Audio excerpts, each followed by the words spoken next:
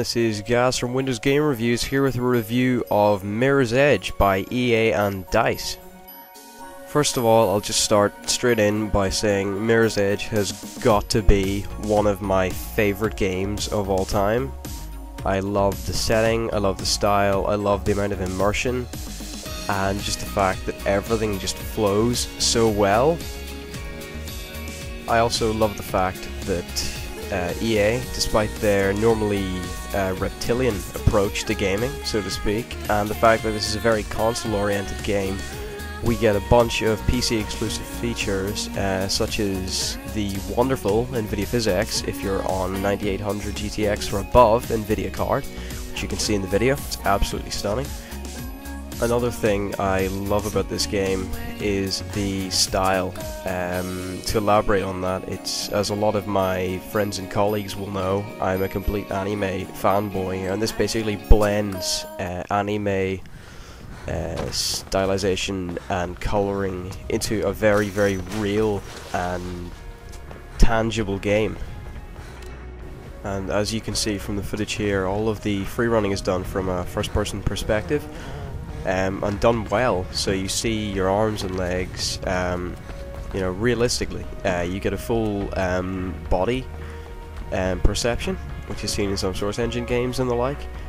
And whenever you pull off an amazing piece of free running, or whatever, you don't feel like the PC did that. You feel like you did that because you saw everything and you reacted fast enough to do it, which also allows you to have a lot of control over the pace and how you complete each mission. Like there's dozens of ways to get from one place to another, and it's all up to you and what pace you want to take and your skill level. There only are really two things I can say I dislike about this game at all, and the first is the gun combat. You might have seen from the footage that I've just shown, is that EA and DICE, despite the fact there are guns in the game, and it's not a first-person shooter. It's mostly supposed to be about the combat, hand-to-hand combat. So instead of making you unable to wield guns, what they did was they just made the guns really, really crap, and you can't reload them. And that's to try and encourage you to use the hand-to-hand combat more. And it is a way to get people to do it more, but it sucks. And I understand that's a really, really picky thing to dislike about a game that, as I said, is not a first-person shooter, but it just feels like DICE, who made the game, who also made Battlefield 2 and Battlefield Bad Company and things, it just feels like they gave up on the guns. Whenever you pick up a gun, you don't think, okay, this isn't actually part of the gameplay, I shouldn't be using this. You just think, they did a really crap job on the guns. It doesn't feel right at all, and it feels really unpolished, and there would have been far better ways to make people focus on hand-to-hand combat. The second thing I dislike about the game is the ending. And I understand some people had problems with the length and things. That's not my feelings. I thought the length was fine. I got plenty of gameplay time out of it, and I still haven't done all of the challenges yet.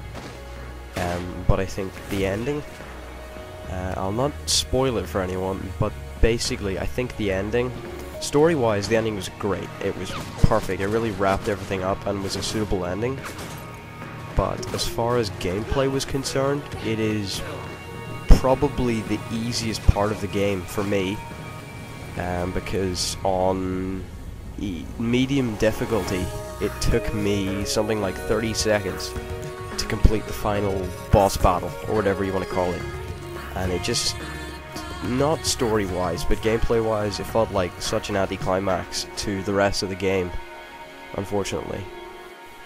Apart from that, the game is just absolutely stunning. Apart from those two flaws, there is nothing at all I dislike about this game. I mean, it's challenging, but it's not annoyingly challenging. It's just challenging enough, as it should be, as a free-running simulator.